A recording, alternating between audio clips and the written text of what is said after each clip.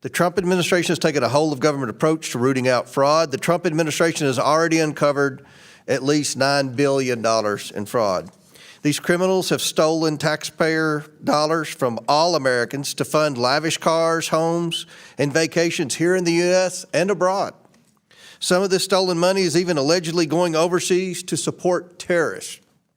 Our witnesses, the chairwoman and 2 members of the Minnesota House of Representatives Fraud Prevention and State Agency Oversight Policy Committee, have been sounding the alarm on this fraud for years. Democrats have attempted to distract the American people from this widespread fraud and accuse investigators of racism.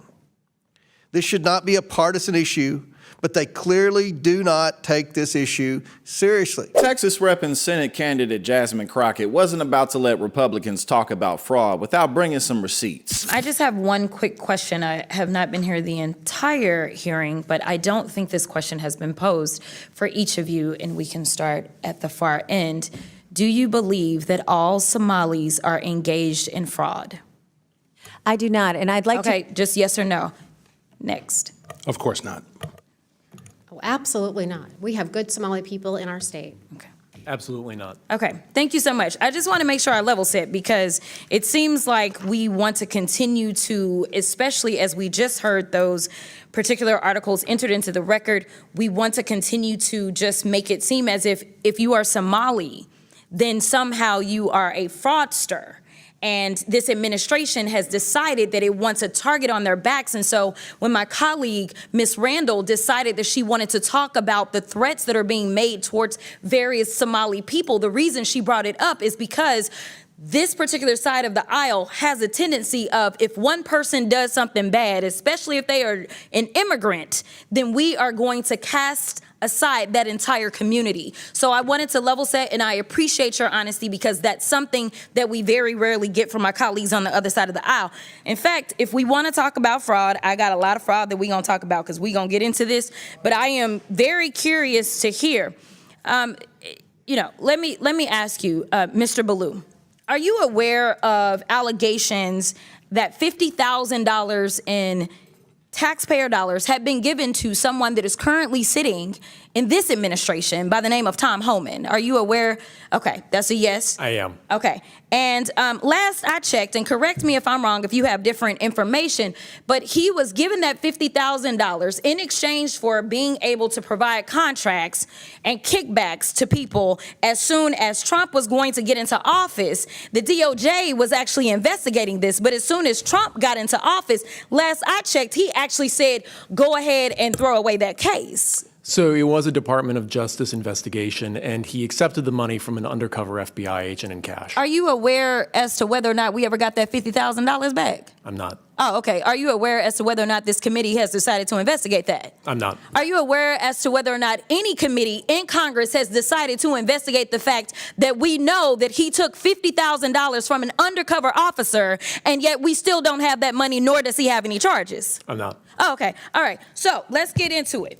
We're living through the most corrupt presidential administration in American history, a $300 million ballroom, a $230 million payout from the Department of Justice because the president got his feelings hurt because he had to be investigated for being a criminal. Hundreds of thousands of taxpayer dollars spent at Trump-owned properties around the country, Trump-branded wine being sold at the Coast Guard exchanges, American taxpayer dollars being spent on DHS propaganda ads on Truth Social, awarding federal contracts to corporations in exchange for campaign contributions. Kash Patel flew his girlfriend around the country on a multi-million-dollar jet that taxpayers paid for. Kristi Noem gave companies she's affiliated with hundreds of millions of tax dollars, then went out and spent another $200 million on 2 private jets for her travel. For 12 months, this administration has been taking billions of taxpayer dollars from American people and have been giving it away to their own companies in the form of tax cuts, government contracts, or other government funded subsidies. So Congress has a role in getting rid of fraud, I will admit that, in any federally funded government program. However, I think the fraud that the American people are concerned about is that the Republicans are taking away Americans' health care so that ultra billionaires can get more tax cuts. The real fraud is the dehumanization and demonization of the working class Americans and immigrants to distract folks away from corporate socialism that's happening because of the Republicans. So this is truly the definition of throwing away the baby with the bathwater. The Republican philosophy is that if the cost of living for the average American increases, they're on their own. But if the cost of doing business increases for the wealthiest people on earth, well, then it's the government job to bail them out. But I want to get to my last question because, Mr. Ballou, I got to give you a chance. He's been issuing pardons for numerous people who have defrauded the American people. And Republicans on this committee, yeah, just as quiet as the room just got, right? So, Mr. Ballou, talk to me about how the Trump administration has welcomed fraud across government by purging DOJ attorneys and shuttering ethics office across the federal government. Well, one of the things that's been a common theme in this discussion so far is potential government employee involvement in some of these schemes. That hasn't been proven yet, but it does seem to be alleged. The concern that I have is the office that would prosecute that in the Department of Justice, the Public Integrity Section, has been largely defunded and decimated. Thank you so much. And my time has expired, but I do have some UCs, Mr. Chairman. You want to do them now? I do. Okay. The first one is from Truth Out. Trump grants clemency to executive who led $205 million Medicare fraud scheme. Without objection, it's ordered.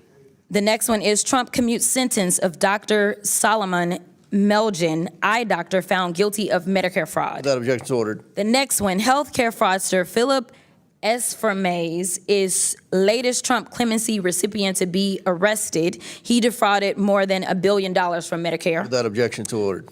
Trump pardons nursing home owner and supporter convicted of $7 million in tax evasion. Without objection, it's ordered. Trump and pardons- we'll want all that stuff to put in the record. So, I will. I got you.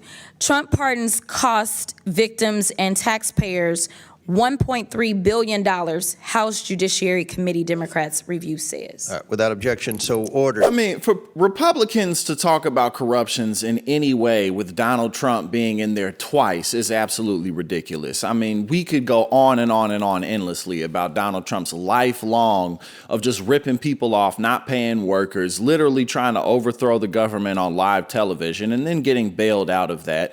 The billion-dollar deals that he and his family have with the Saudi government, the crypto scams, all the things that Donald Trump sells to his supporters illegally, literally anything you can think of, Donald Trump has his name on it and sells it. Then you have the fact that Donald Trump has never divested himself from any of his businesses. He's gotten magnificently more wealthy while he's been in office. He has official state events at his properties so that money can be funneled. People stay at his properties for hundreds of thousands of dollars extra than they actually cost. And then you have Elon Musk, who paid $300 million to come into the government and end the federal investigations into himself. The Republican administrations that repeatedly try to shut down organizations like the Consumer Financial Protection Bureau, which have given back $13 billion to defrauded customers of financial institutions.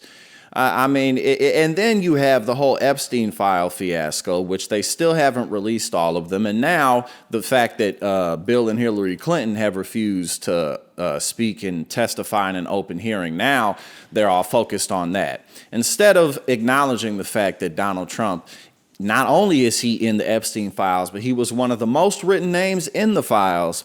He was best friends with Jeffrey Epstein for 10 years. This is all well documented. Donald Trump, the man who had teenage modeling pageants that he owned and would just walk into the rooms to check out, teenage girls undressing because he could. This dude is sexually attracted to his own daughter.